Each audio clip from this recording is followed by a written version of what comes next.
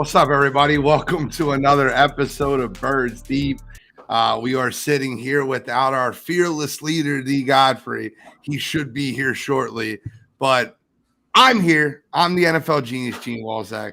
And right to my left is the man from Eagles Elite Podcast, Play Callers Podcast, Cool McCain. How you feeling tonight, Cool?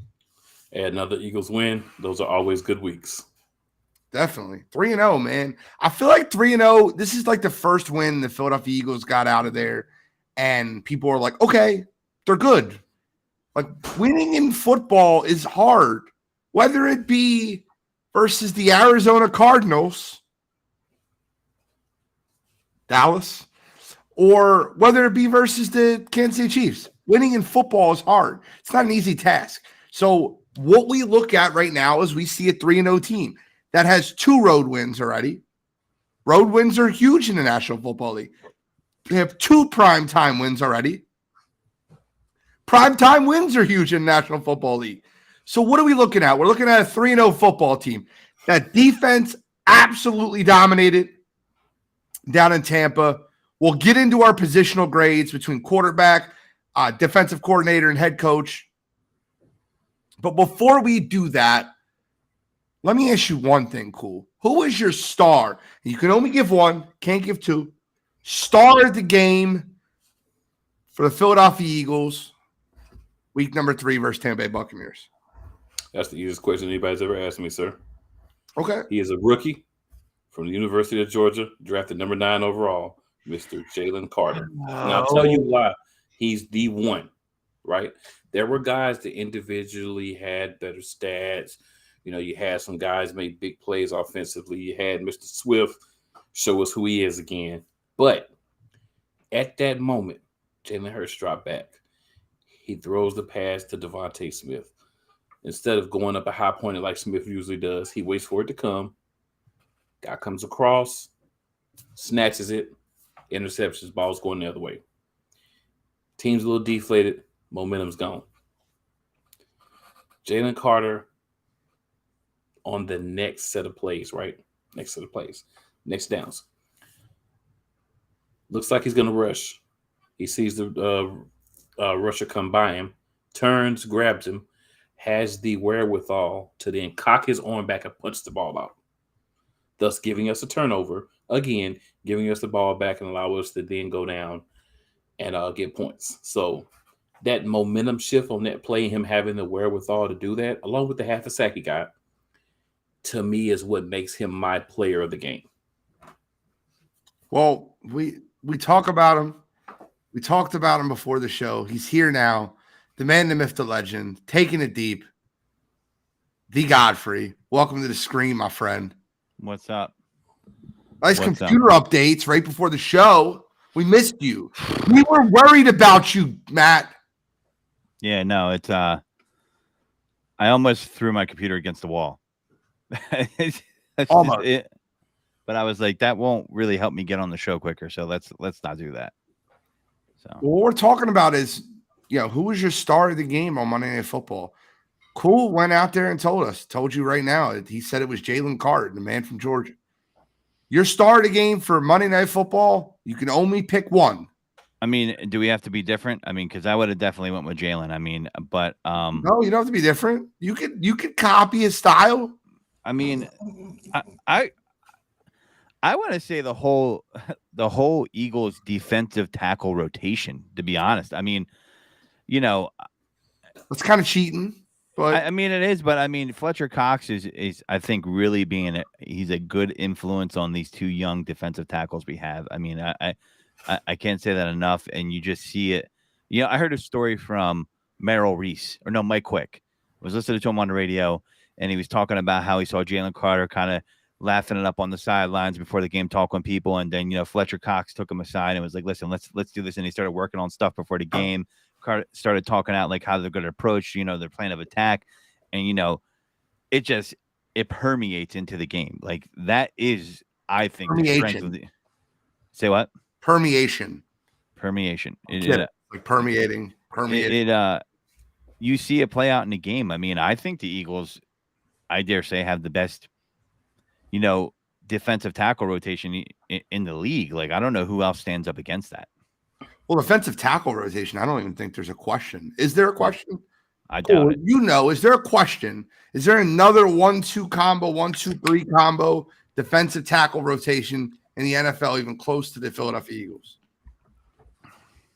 None that comes across my mind whatsoever. All right. What about the Hawaiian guy or a Samoan guy that I'm going to mess his name up that's on the line? I can't remember his last name, but I'm going to butcher it. Yeah. I mean, he's playing well too. I mean, maybe he's getting some shrapnel from the other guys, but he's in there making plays. I'll say this, right? With the risk of giving the wrong answer because I don't want to be similar to you two, I am just absolutely floored. I'm enamored. I'm elated. I'm excited. The Philadelphia Eagles have an explosive running back. And DeAndre Swift, once again, proved that last week was no fluke. We were not fluking you when we ran for 180 and absolutely cut between the tackles, dominated that. You can't run against this Bucs defensive line. You can't run against this Bucs defensive front. I wonder what idiot said that. No, I did. I said that. I was wrong because the offensive line and DeAndre Swift 100% proved me wrong. Now, I would love to give a whole rotation like Godfrey did. Can I give the whole offensive line if you're giving the whole defensive line? Yeah, because they dominated up front.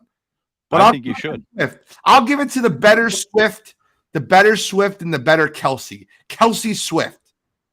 I'll take my Jason and my DeAndre over my Taylor and my Travis. What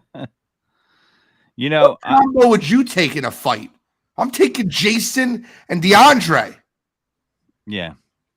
Well, are we including Taylor's bodyguards in it? Because if we're including Taylor's bodyguards, I might go with the other one. Yeah, right. Hey, with Kelsey comes the entire offensive line. You get Mailata, you get Lane, you get Landon. I'm really interested in the DeAndre Swift thing and how it plays out, and it kind of extrapolates out into the Detroit Lions, which I'll get into on the next show, sideline to sideline after this show. People like to say, with DeAndre Swift, he's injured a lot. He can't run between the tackles. And I just laugh when people say that because people just hear a narrative and they accept it. They don't really look at it. Yep. If you look at the kid's career, he's never played less than 13 games. Here's the thing that people never, ever talk about and discount with DeAndre Swift and what he went through in Detroit. They want to combine, I believe, 10 games in the 3 years he was there. Let me say that again. 10 overall games. When you play on a losing team, especially the year before last year, when they were passing all the time, you will get less run opportunities to run between the tackle. You will get less opportunities overall as a running back, right? They were a horrible organization. I argue kind of are still, but they're better than they were.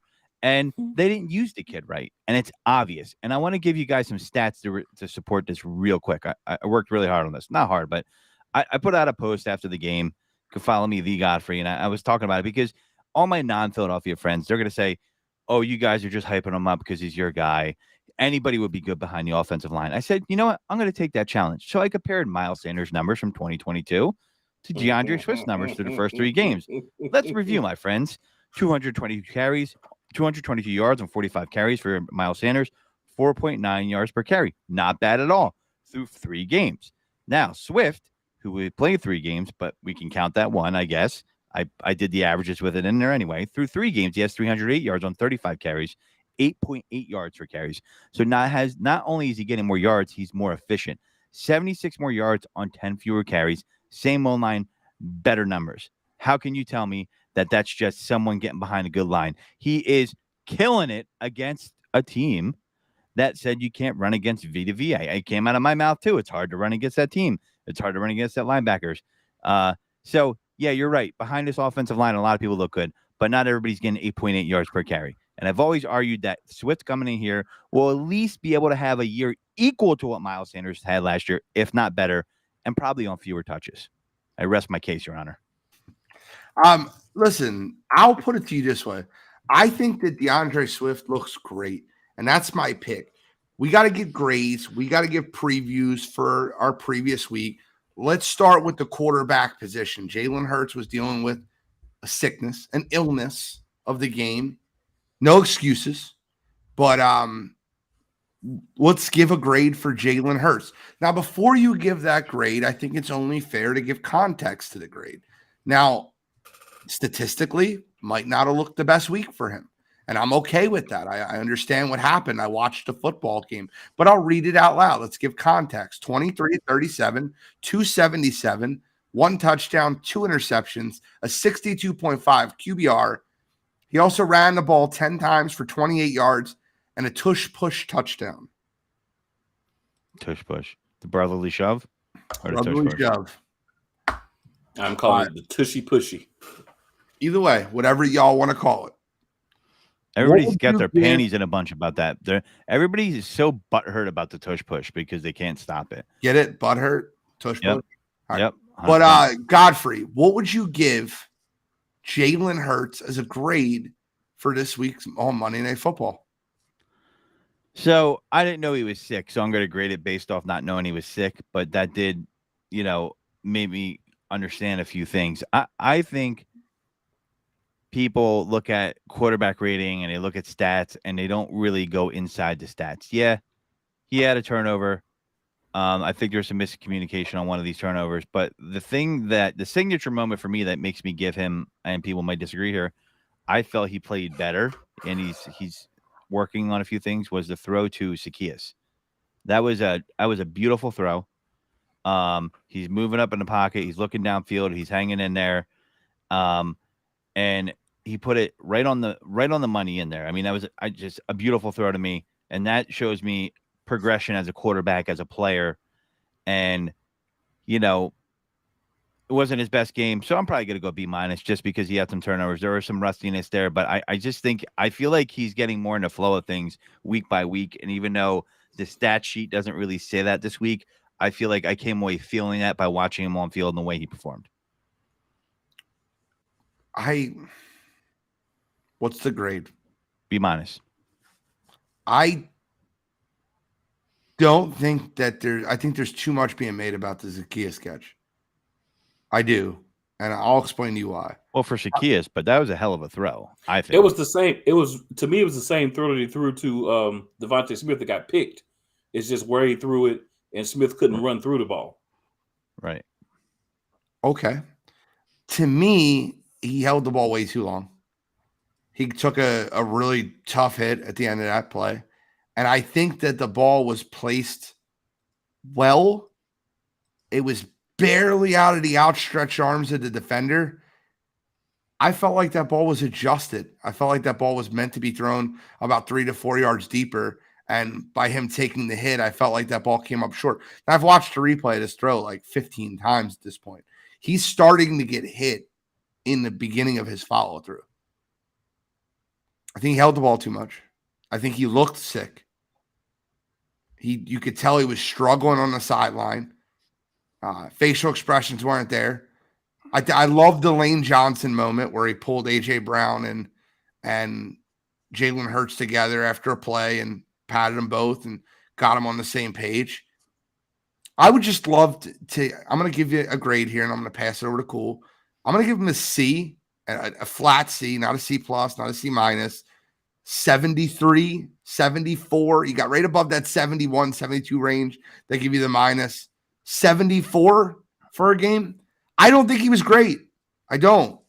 And I'll be interested to see where Cool ranks this, because he's already made a comment about the Devontae Smith interception where Devontae didn't run through the ball. So I think he might have a higher grade than I do, just judging off context clues.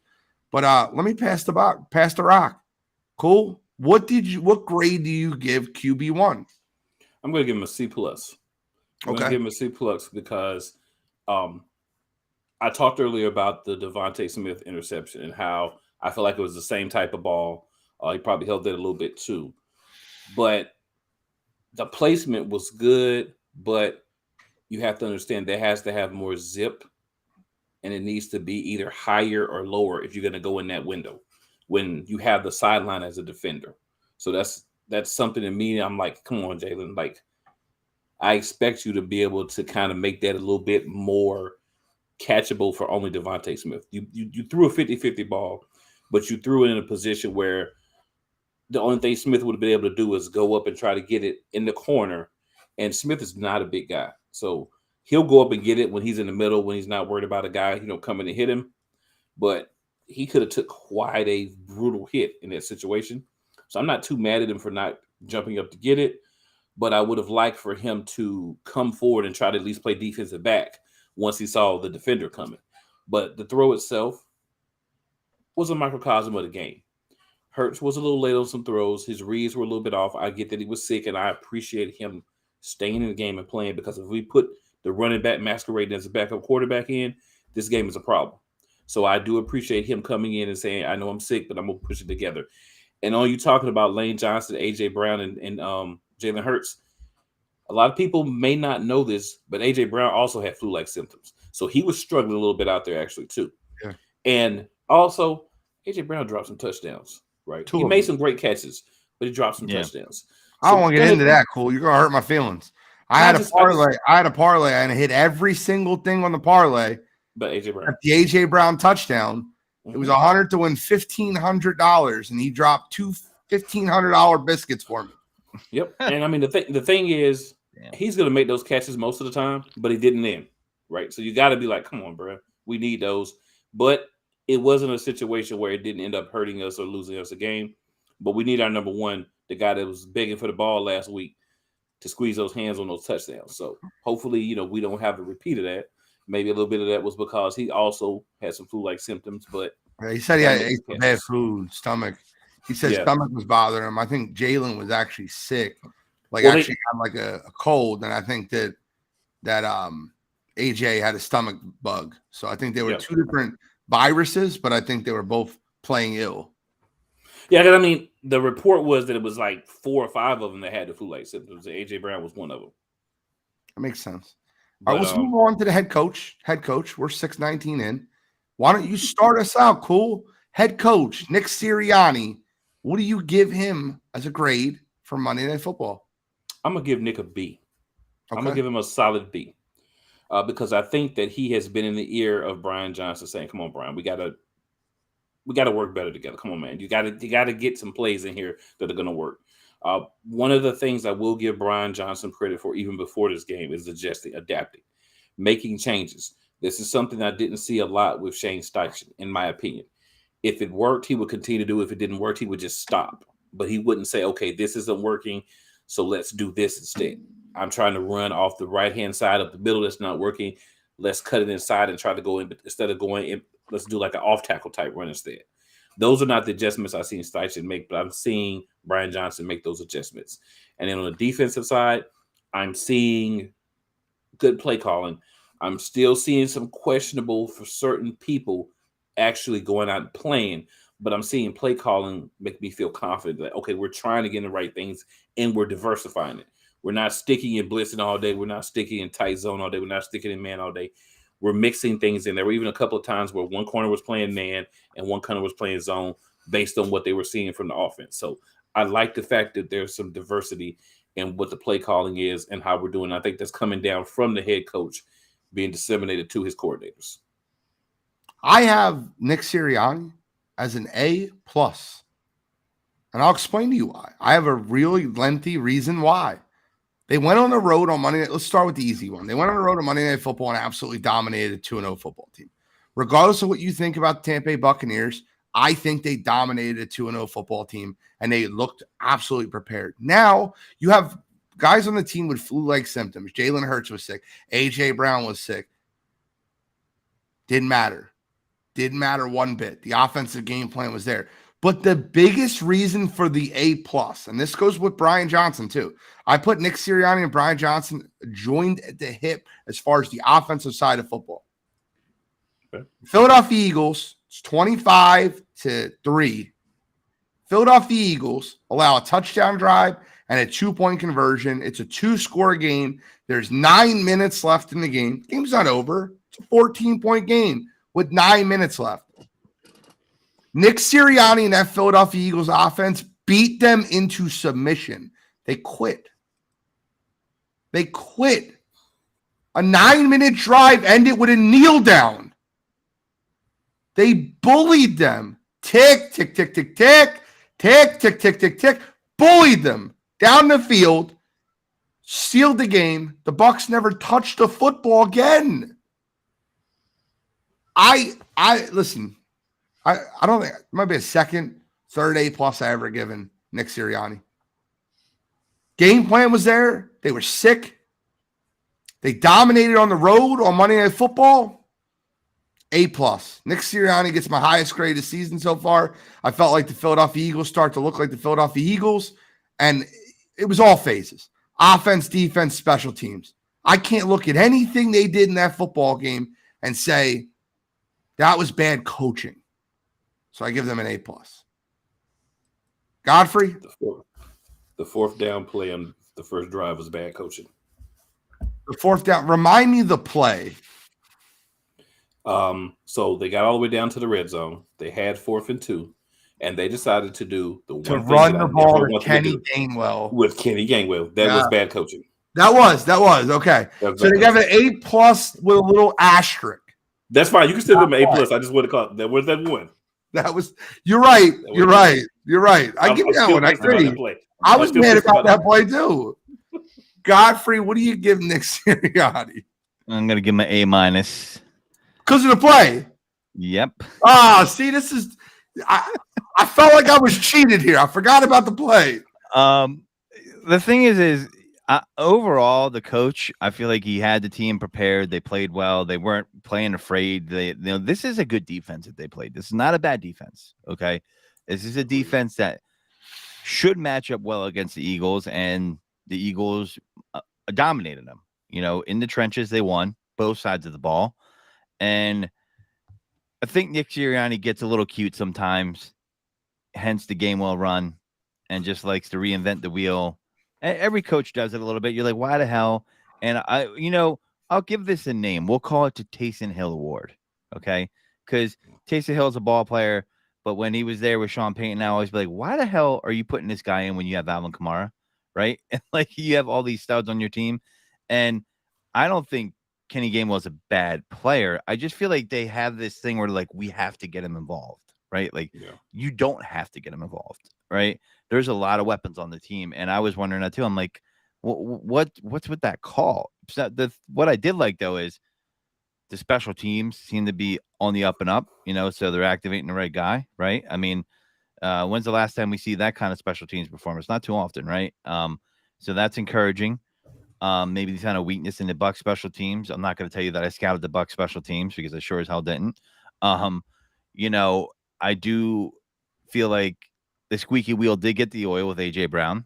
And, listen, that's not the first time we've seen that in the history of the NFL. When the squeaky wheel, needs some oil, they oiled it up and they got on the ball and they needed to get him going. And I thought that's important.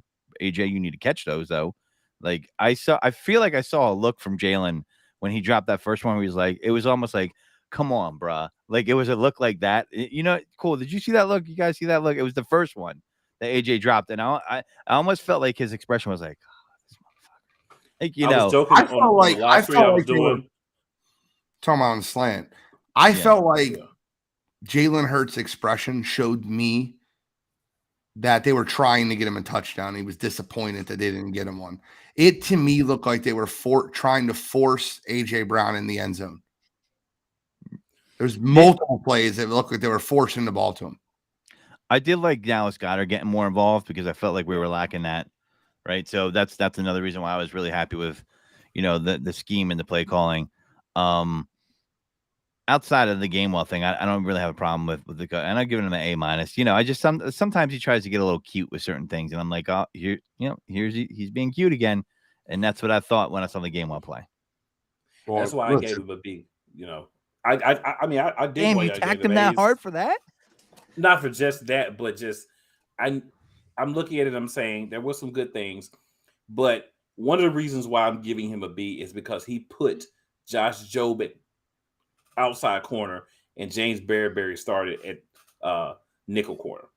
I'm sorry, but if you go back and you look at all the plays that they were making, all the big catches that they were making, who were they making them on? Who was guarding the player?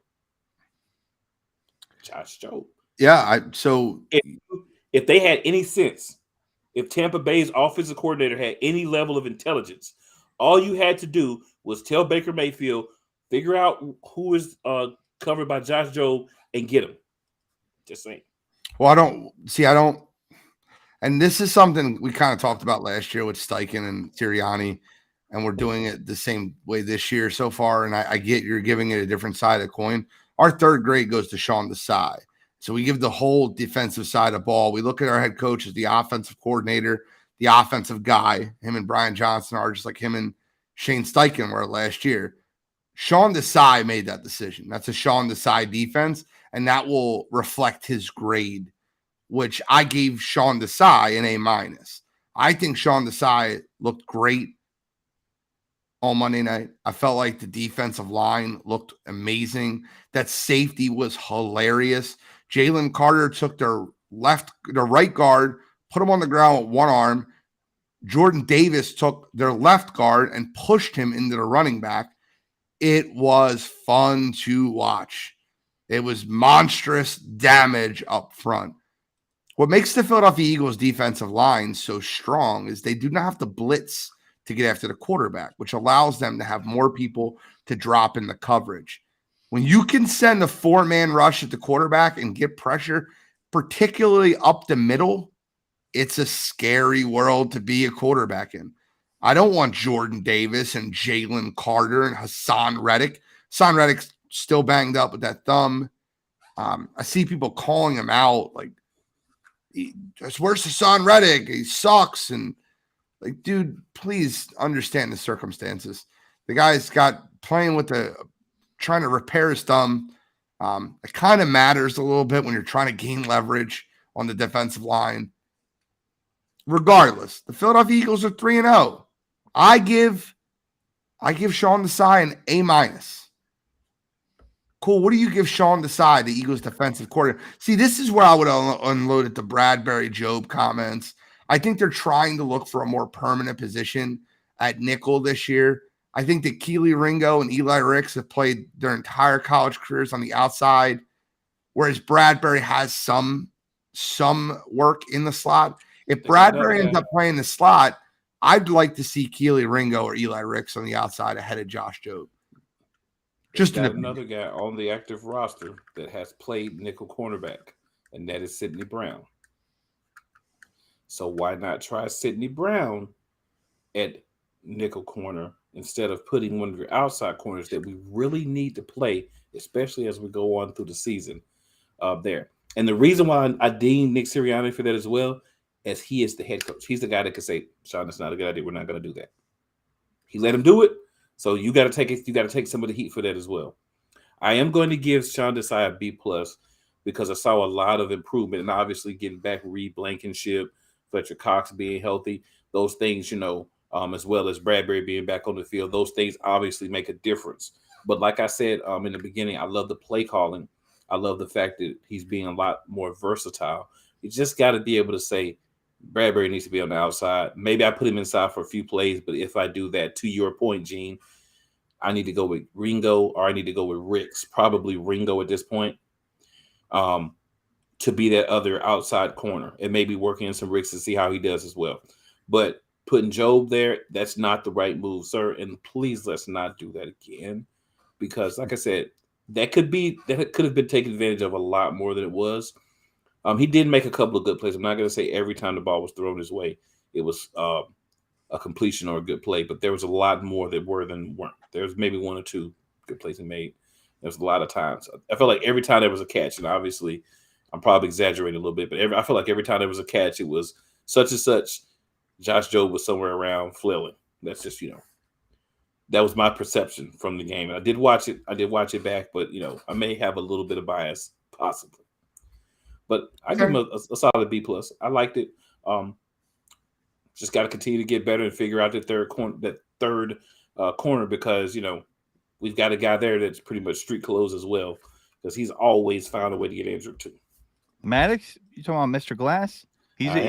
I have actually drafted him to the all glass team. I'm going to make up a list of they got all pro. I got all glass inspired by Samuel L. Jackson, Mr. Glass. From Unbreakable. Fair enough. I give him street clothes. He's in the street clothes brigade for the NFL division. So either way you want to go, we're saying the same thing for sure. Some guys just are unlucky and they get hurt. Football's a rough game, and it's impossible not to get injured. But some guys, they just it's like he reminds me not of his obviously different positions, but it almost reminds me of when Jordan Hicks was here. We're like, man, this guy can never stay healthy. Then he leaves and has a couple good years. So but I like Maddox a lot. I just wish he was on the field more. But yeah, I'm an A for the defense. I'm gonna go A-. I don't think it was perfect, but I think it was really good. I like Sidney Brown a lot. I mean, I see him out there making some plays. I like that play in the end zone where he knocked the ball out. I think that was that on Evans or was that on Godwin? I can't remember which one, but it was in the corner. You guys know what play I'm talking about. And Blankenship stepping right back in, making some plays. And I like what's going on there. Desai ran a good secondary last year, in Seattle. So I expect a lot of that coming back to the Eagles this year. And I think it's showing. And with that defensive line, the Eagles are a problem, because they get scored too. They're a problem. I know, people want to talk about rankings, and I love all people's BS power rankings through week 2. People that are out there trolling got Cowboys number 1. I'm like, get the hell out of here. And that played out. Didn't know they're going to lose to the Cardinals, but and did not expect that. Honestly, did not expect that. But I enjoyed it. At the end of the day, my team, the team I root for, I know they always have a shot to play when they're playing the way this team's constructed, and that's not going to happen to their defense. They're not going to get boat raced by Josh Dobbs.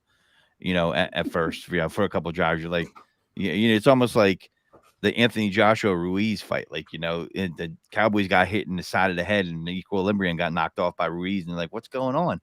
Oh my God. Are they going to quit? So, I mean,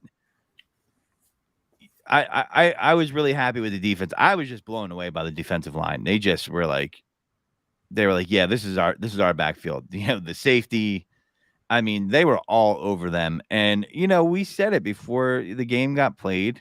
Last week, you got to get Baker off his spot. And the best thing about a defensive line that has a strong, aggressive front, we don't got guys that are run stuffers. We got guys that can rush the passer. Jordan Davis is a beast. You could just see he's coming into his own. He was injured a lot last year. I mean, we have the Eagles have an embarrassment of riches, and they move that pocket. And I don't care who you are. There is nothing. When I say nothing, there is nothing you can do as a quarterback. I don't care if you're Tom Brady and Joe Montana and Dan Marino and Michael Vick's legs all rolled into one. When the pressure comes up the middle, it destroys the play. Any play in the playbook. And there's nothing you can do.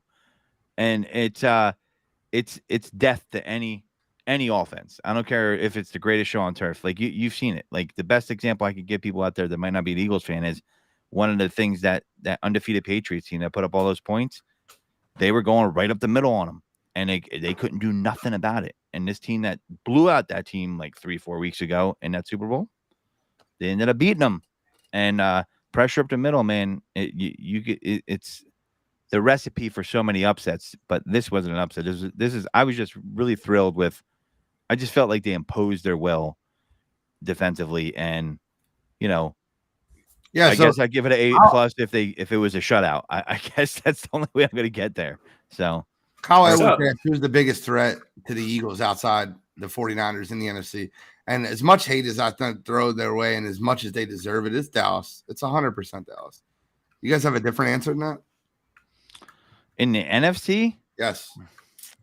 Yeah, I want to say Dallas because they have a good defense. I think losing that playmaker hurts. I'm just thinking off the top of my head, man. As people who reveal who they are, week 4 is here, and I think you're getting a sense of what these teams are. I mean, yeah, you're gonna have to go Dallas. I mean, we talking about Detroit, Green Bay. Like, are we talking about one of those teams? No, I go not Dallas. I go Dallas over San Fran because as wild as this sounds. I think San Fran's won. I think San Fran's the biggest threat, and then Dallas has a propensity to choke in the later parts of the season in the playoffs. So you definitely have to say San Francisco's a bigger threat Because our goal is not just to make the playoffs and not just to win a playoff game, but it's actually try to win I the think the Super Bowl. Cowboys are a Yes. tougher matchup for the Eagles than the 49ers. And there might be a lot of people that disagree with me. If you really watch, when I say watch, not the highlights, I'm sorry, highlight people. When you watch a game, you cannot tell me that Brock Purdy against the Giants was throwing the ball on time. It was all over the place. I watched it with my eyes. And I watched him play versus Pittsburgh. He played great. he played great against Pittsburgh. I watched the week 2 Cowboys game against the Jets, and I watched RDP, as I now refer to him, Mr. Prescott. I watched him go out there and just basically be saved by his defense. If he makes those mistakes against the Philadelphia Eagles, the way that he's been playing this year as a quarterback, they will not stand a chance against us. He's got to clean that up. We're going to scoop some of those. We're going to hop on those balls. They're not going to be overthrows that end up just falling to the ground. The misreads, the hole in the ball, that's not going to happen against us.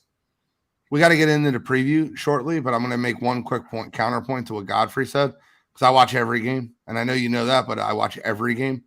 And if you look at the San Francisco 49ers and the Dallas Cowboys and you break them down position by position, the running back is 100% an edge to the San Francisco 49ers. The offensive line is basically a wash at this point. It used to be San Fran last year. It's probably San Fran now, with Dallas having 3/5 of their offensive line missing this past game, but all compared to Dallas. Okay. I think it's a wash. The defensive line is a wash, and every other position on the football field, San Francisco wins. Every other one: wide receiver, tight end, linebacker, secondary, every position on the football field, San Fran is better than Dallas. So San Fran's definitely won to me. And if you want to make an argument that you have Dak Prescott over Brock Purdy, which is fine, I agree with you, that's fine. But other than the quarterback, there's no position on the football field where you're like, Dallas is definitely better there. Both teams can't play from behind.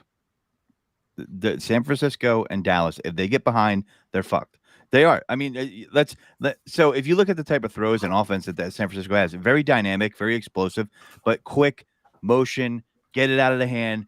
Brock Purdy, if he has to drop back and they got to go deep down the field, they got to throw deeper throws, they're in trouble as an offense. And Dak Prescott, and I'll say it to my grave, when he gets down by 10 plus points, they're in trouble. When a defense knows Dak has to press the ball downfield, he doesn't perform well. The stats bear it out. It's not an opinion, it's a fact.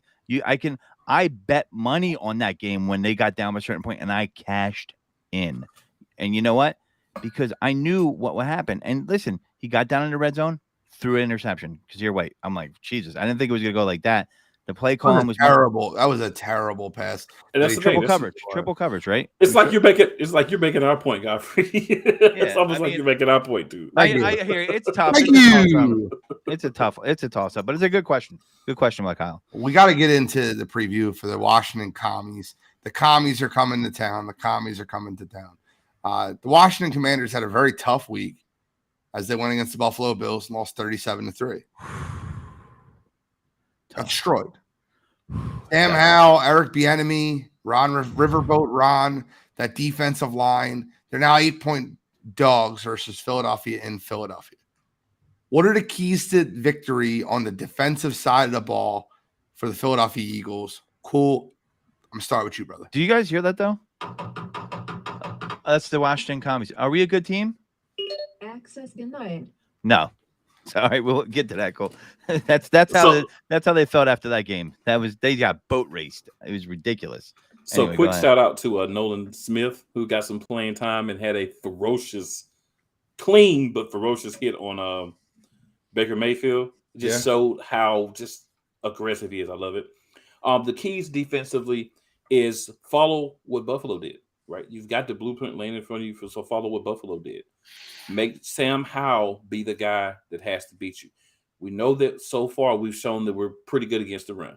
Right, I'm being a little modest. I say pretty good, but we're pretty good against the run. So probably right now. Yeah.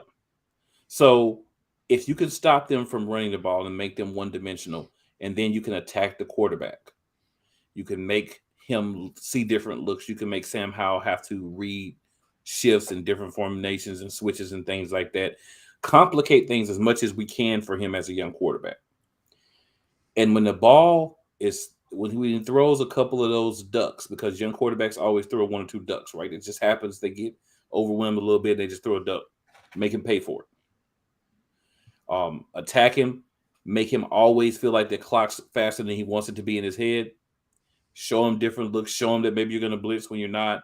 Show him that you're going to go zone when you're really going to go man. Show him that you're going to go man when you're going to go zone. Make things complicated for him and make him have to go out there and read that field like he's a quarterback that's been in the league 5, 6, 7 years, and we'll get what we need. Well, when you look at what Buffalo did versus them, I'll tell you what they didn't do. They didn't stop the run. They were 13 for 1. Well, we're going to do that. We're going to do that. 100%. Sam Howell did. He threw 4 interceptions and he took 9 sacks and put them behind the chains multiple times in that football game. When I look at that Washington Commanders Buffalo Bills game, it kept looking like Washington was making a drive and making a move and starting to move the ball downfield. And Sam Howell would either take a big sack that puts him real far behind the chains or throw a really bad pick. Mm-hmm. And he did both multiple times. And I think that if you look at the game, the biggest disruptor on the defense for Buffalo was Ed Oliver in the defensive tackle position. Wow, shocker. Washington's offensive line is putrid. It's not bad. It's putrid. I feel bad. It's bad. It's putrid. That's my measures thing. Yeah, no, it's the Washington Commanders offensive line absolutely physically, mentally abused in that game Sunday. And it, primarily Nick Gates and Sam Cosmi and on the right side of that line, they were destroyed up front.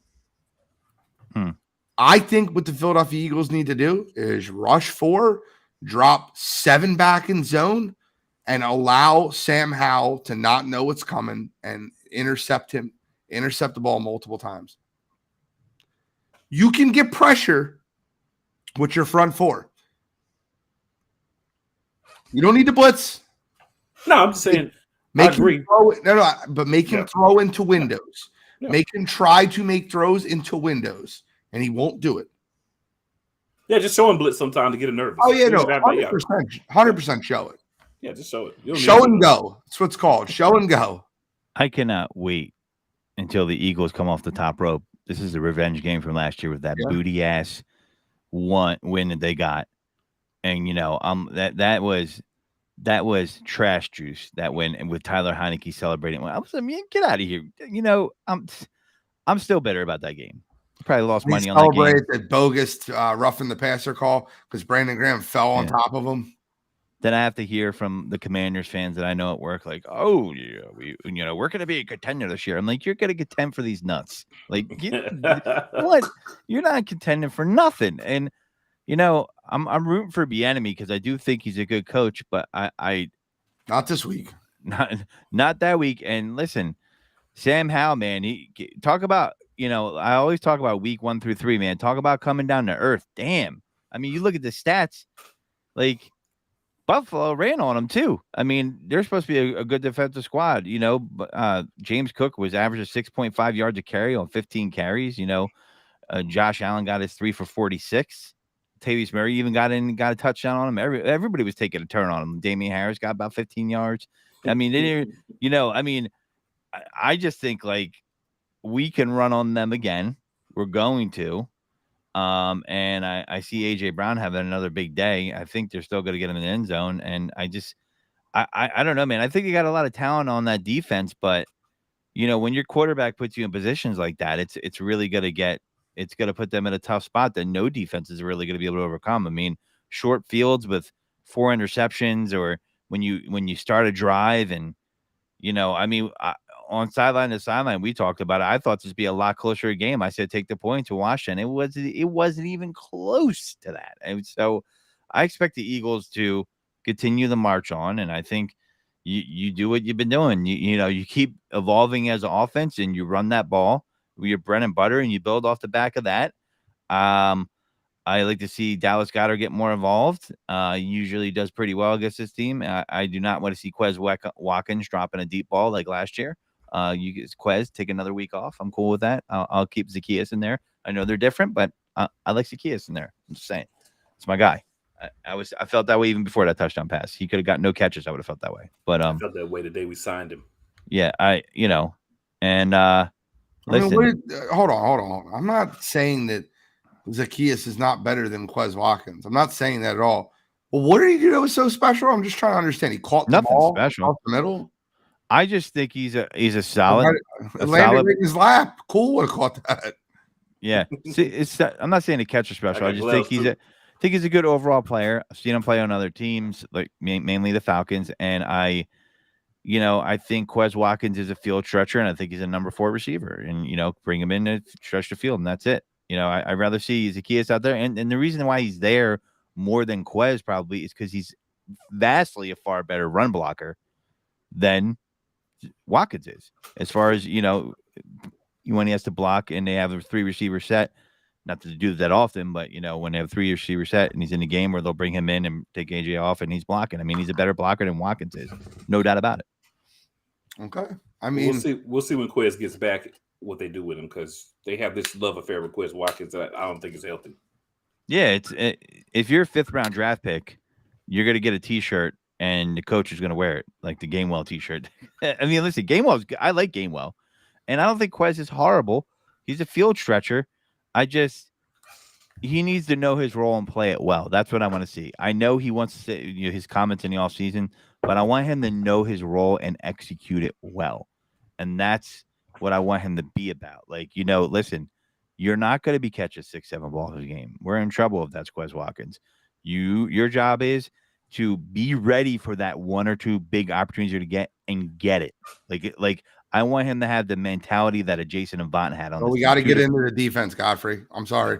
We got to move into the defense. We got 5 minutes remaining on the show. What do the Philadelphia Eagles offense have to do against that Commanders defense? I think, just personally, the Philadelphia Eagles offense needs to control the front 4.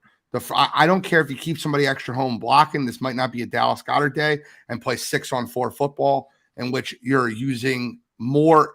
That secondary will wilt. That secondary will wilt if you give them time. What makes that secondary sometimes look formidable is when the Washington Commanders pass rush gets to the quarterback. There's multiple guys in that defensive line that 100% need double teams. Jonathan Allen, Chase Young, Montez Sweat, Deron Payne, they're very, very good in their front 4. But once you get past that front 4, you got a bunch of who's who in that secondary. And I'm telling you right now, this could be a Devontae Smith type game, bounce back game for him. I look to him to have a huge game this week. I think the Eagles throw the ball a lot. I still think Swift gets his carries because these guys are primary pass rushers. That's what they are. Outside Jonathan Allen, who can just basically do anything he wants. I think the key to victory for the Philadelphia Eagles is to keep those linemen off my quarterback. Cool. Yeah. Run the flipping ball. Take the plays that are given to you and protect the ball. That's, I feel like, all we need to do. Run the ball, protect the ball, and take what's given. The Cool McCain keys to victory. I like it. I like it. Godfrey. Yeah. Listen, I think it's a good Devontae Smith game. I like to see a little bit more play action. That's what I would like to see. I think the key, though, is they're going to go after that secondary. I do see that as an opportunity, as a game where I guess, quote unquote, Jalen could get right in the passing game. I think it's a great opportunity for that. And then you're going to see the Eagles, crush the Spirits with a lead and run the ball and just eat that clock. I mean, I think the recipe is there. It just has to be fine tuned. You know what the engine is. You know what the horsepower is. You got to tune it up. And that's the point we're at in the season. I completely agree with you, Godfrey. I think the Philadelphia Eagles need to make their presence known. I think that offensive line needs to be able to attack that defensive line just as much as they need to defend. So you have to run the ball so they can get their licks in. When you have a quarterback dropping back too much and a good defensive line, The offensive line gets beat up a ton because they're constantly playing defense. When you run the football, they get to play offense. They get to hit back. And I think that when you're running the football with DeAndre Swift or whoever, they're able to hit back. The thing about this Washington Commanders team that doesn't scare me anymore is their back seven, right? The linebackers and secondary. I'm not worried about them at all. Jamin Davis is a decent linebacker. Other than that, Kendall Fuller is such an overrated cornerback. He used to be good, 4 or 5 years ago? Cameron Curl, he looks like he's like stuck in the mud. He's a very slow safety. I really love what the Eagles have laid out for them this week in Philadelphia. And I agree with you, Godfrey. This is an absolute revenge game. Let's get score predictions. Godfrey, why don't you lead us off? Yeah, I mean, I don't want to put the kibosh on my team, but I'm feeling like a 34-10 win. Garbage touchdown by the Redskins in the last 2 minutes or something like that. Like last 3 or 4 meaningless minutes where it's 34-3. After that performance last week, I know the Bills are, a lot of people were saying they weren't going to be good, but as good as they did, but they kind of corrected themselves, and that was a home game.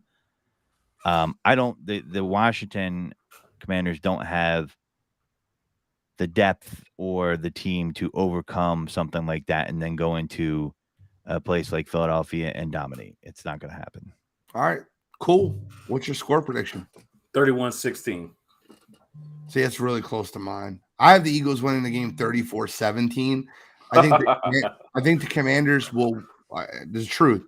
I think the Commanders. I think any NFL team, when they get the shit kicked out of them and they get their doors blown off, they come back differently, right? Yeah. If you have good leadership in your locker room, and any locker room that's got a defensive line like them has good leadership, especially with Eric Bieniemy.